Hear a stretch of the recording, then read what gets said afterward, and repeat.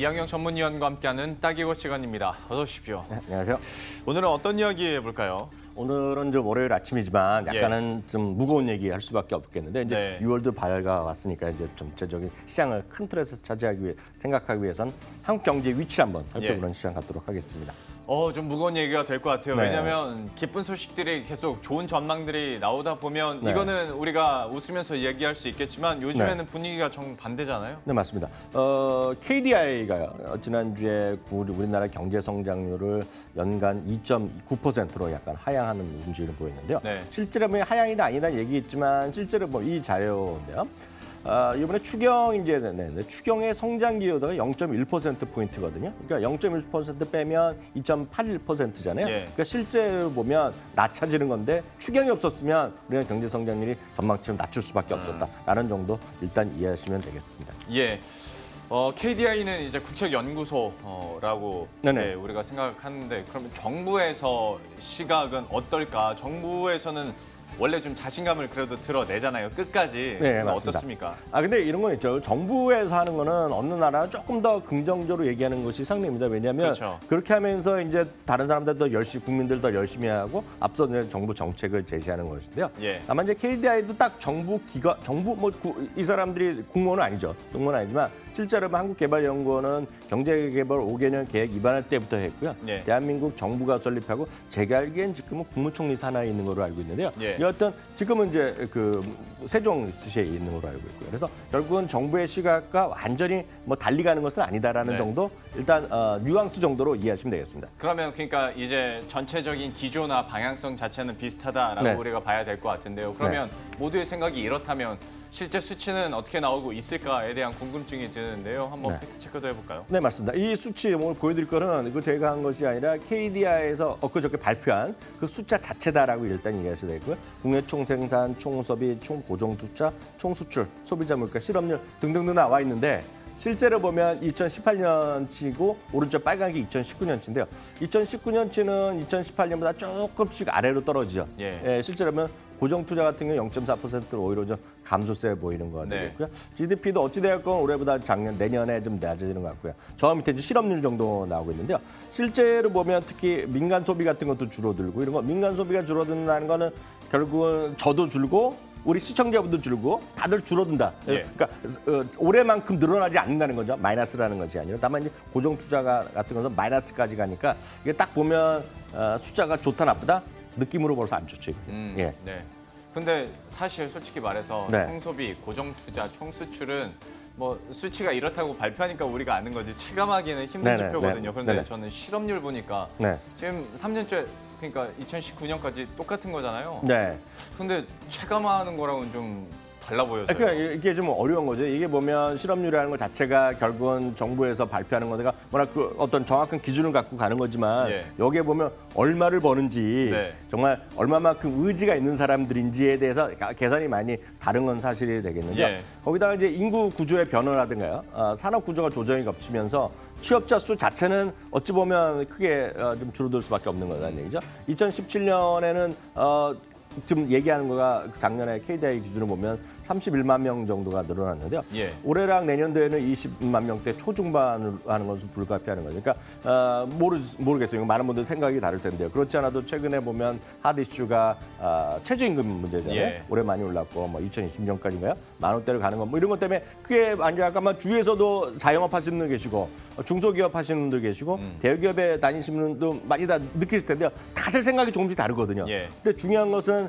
지금 문제가 청년 실업률 이런 거 문제 되잖아요. 그러니까 청년 실업률은 지금 사상 최고 뭐 13%, 14% 나오지만 그것도 조금 잘못됐다는 얘기가 나오는데 여튼 이런 것들이 체감하는 것과는 다르지만 정말 최소한 그 나라에서 일정 수준 기준을 가는 건 맞다고 하더라도 일단 여기 딱 보더라도 취업자 수가 이렇게 늘어나지 않는 거 이게 분명히 문제가 있는 건 사실이죠. 그러니까 예를 들어서 매년 그 수능이라고 그러지 않습니까? 수능 시험 볼 때 뭐 50만 명, 60만 명 보잖아요. 네. 물론 거기에는 나이가 1년 차 첫 해 보는 사람도 있고 두 번 세는 보는 사람 있죠. 평균적으로 보면 40만, 50만 명 정도가 매년 있다고 보면 예. 취업자 수 이렇게 나오는 건 분명히 문제가 있는 거죠. 그렇게 생각하니까. 단순하게 보시면 되겠어요. 그러게요. 물론 다 일을 하는 건 아니죠. 다만 저는 이렇게 보고 있습니다. 제가 한참 저 공부하고 대학교 할 때는 80만 명 봤거든요. 예. 근데 요즘 제가 기억에는 60만 명 정도 보니까 그만큼 줄어드는 거거든요. 그러니까 그 숫자에 비해서 물론 근데 첫 해 보는 친구 재수, 삼수 빼놓고 몇 명인지 제가 정확히 모르겠으나 일단 그거보다 분명히 적을 겁니다. 훨씬 적을 것 같은데요. 설명을 이렇게 들어보니까 또 일리가 있다라는 더 확 와닿는 게 있는 것 같은데 네네. 그러면 전망도 전망이지만 네. 조금 더 우리가 피부에 와닿을 수 있는 게 항상 경제지표 보면 선행지수라는 게 있잖아요. 네. 그러니까 이게 안 좋게 나오면 전망은 좋게 나올 수가 없는 거잖아요. 그러니까 선행이라는 걸 딴 것이 아니라 미리 좀 먼저 좀 생각한다 뭐 이런 거잖아요. 예. 그러니까 뭐 어렵게 이게 사실 경제 하는 사람들이 어렵게 쓰거든요. 사실 저도 학교 다닐 때 경제 이쪽 머리 아팠는데요. 예. 지금도 강의는 하지만 네네. 이게 지금 상당히 어려운 얘기인데 경기 선행 지표를 보면 대충 답이 떨어진다라고 보셔야 예. 되겠는데요. 2개월 연속 감소하더니요. 전 산업 생산이 17개월 만에 가장 높게 이제 지난달에 늘어났어요. 전월 대비 1.5% 그렇지만 가장 높게 늘어났던 거가 1.5%거든요. 그러니까 아주 큰 건 아니라고 보셔야 되겠고요. 근데 중요한 거는 반도체 같은 경우는 9.9%나 전월 대비 늘어났고요. 예. 자동차 같은 경우는 6.7% 늘어났는데 어떤 두 업종 제외해서는 광공업 생산 폭도 실제로 보면 절반 이하로 뚝 떨어지나 보여지고 이건 이제 그림 자체가 그대로 제가 갖다 보여드린 건데 실제로 보면 여기 보면 광공업이지만 실제로 보면 왼쪽 요 저쪽에 있는 반도체가 확 늘어나는 거 빼놓고는 전부 다 뚝뚝뚝뚝 떨어지는 거죠. 뭐 도소매 뭐 사업 안 된다 그러지만 2.1% 감소 나오고요. 예. 통신 방송 장비 뭐 마이너스 10% 나오고 내구성 소비재도 전부 다 재미없고 뭐 설비 투자 이런 것도 재미없게 나오는 것이 지금 이 모든 것이 나오는 그래프의 한 장이다라고 일단 이해하시면 되겠습니다. 저쪽에 있는 파란색 톱니바퀴 얘기를 해주셨는데 저는 오히려 앞으로 경제가 좋아지려면 우리는 소비를 늘려야 되고 네. 기업들은 설비 투자를 더 늘려야 되는데 맞습니다. 네. 지금 보니까 다 떨어지고 있네요. 이것도 좀 안 좋은 거 아니에요? 맞습니다. 4월 달 수치를 구체적으로 보면은요. 소매 판매죠. 소매 판매라는 것이 쉽게 보면 여러분들이 그 편의점을 가던 예. 아니면 백화점을 가던 마트에 가건 어찌됐건 소매 판매가요. 전월 대비 마이너스 1.0%였습니다. 그러니까 4개월 만에 감소세로 들어갔다고 보셔야 될 것 같고요. 예. 설비 투자도 전월 대비 3.3%. 이것도 2개월 연속 감소세니까 문제가 많은 거다라고 일단 이해하시면 되겠습니다. 그런데 이 와중에 뭐 선행 지표들 나오는 게 다 좀 하락세를 기록하다 보니까 좀 문제가 되고 걱정이 된다는 거 아니겠어요? 계속 쭉쭉쭉쭉 떨어지고 있는 네. 게 문제가 되죠. 그래서 뭐 OECD 경기 신흥 선행지수도 무슨 OECD에서 우리나라가 가장 낮다라는 얘기도 하고 있는데요. 예. 중요한 것은 물론 기준은 100이라고 하지만 이게 보면 숫자 자체는 의미가 없고요.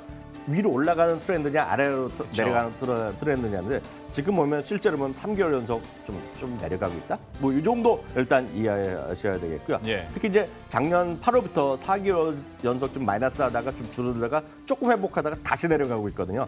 좀 이렇게 되면 실제로 보면 투자, 소비, 건설 이런 것들이 전부 다 좀 하강 압력이 있기 때문에 하반기에 뭐 개선 제가 보기에 하반기에 별로 좋아질 것 같지는 않습니다.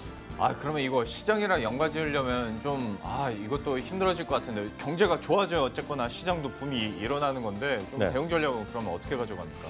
이게 지나고 나면 똑같은 얘기가 나올 수밖에 없는데 실제로 보면 반도체를 제외하고요. 경기가 개선될 것으로 기대할 만한 지표를 찾기 쉽지 않습니다. 이건 예. 앞선 시간에 굿모닝 마켓워치 시간에도 보여드렸는데요. 전 세계요. 전 세계 이익 조정 비율이라고 있는데요. 실제로 보면 어찌되었건 어려운 얘기지만 이게 보면 이익 증가 전망치 높아지는 곳, 낮아지는 곳으로 보시면 되겠습니다. 쉽게 얘기하면 약간 수치가 그런 개념은 아닌데 쉽게 설명드리는 건데요. 전 세계가 지금 1.3% 좋아진다고 보는데 북미가 14.9입니다.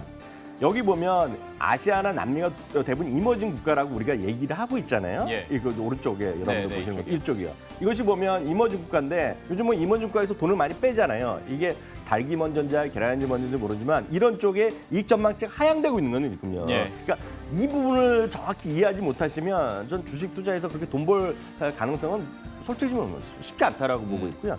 이거를 아시아만 좀 띄어서 보면 아시아만 여기서 아시아가 지금 마이너스 9% 아닙니까? 그러니까 마이너스 9까지는 오케이요. 괜찮은데요. 문제는 한국이 마이너스 17%를 이게 또 인도네시아 더불어서 1, 2등 하고 있단 말이죠. 그러게요. 말레이시아 16% 떨어지죠. 대만 17%, 태국 등등 나오고 있고요. 홍콩 정도만 지금 이익 조정이 올라가고 나머지 다 마이너스 합법이 커지고 있거든요. 예. 이건 제가 보기에 좋은 거가 아니다라고 이해하셔야 되겠고요. 그만큼 걱정거리다라고 이해하시면 제가 틀리지 않겠고요. 한국에 대한 이익 전망치가 좋지 않기 때문에 실제로는 그 안에서 앞서도 보여드렸지만 앞서 우리가 생산 전망 이런 것들 보여드렸잖아요. 그중에서 그나마 이익 전망치가 상향되는 섹터를 어떻게 제가 구체적으로 증권가의 거를 뽑아보면 예. 굳이 따지자면 굳이 뚜렷한 건 반도체 하나밖에 없고요. 그러게요. 실제로 네. 보면 그 나머지 4개는 5개는 굳이란 표현을 제가 썼는데요. 철강, 건설, 증권, 기계, 화장품 정도는 이익에 대한 전망치가 조금씩 상향되고 있습니다. 최근에. 예. 근데 좀 아주 조금이다. 그리고 대부분 여기 안 나와 있는 것들은 대부분은 이익 전망치가 지금도 하향되고 있다라고 일단 이해하시면 되겠습니다. 그러게요. 참 쉽지 않은 우리나라 경제 전망들 나오고 있는데요. 그나마 이 중에서 이익 전망치가 상향되는 섹터들까지 살펴봤으니까요. 투자 전략에도 좀 녹여보실 필요가 있어 보입니다. 지금까지 이항영 전문위원과 함께했습니다. 고맙습니다.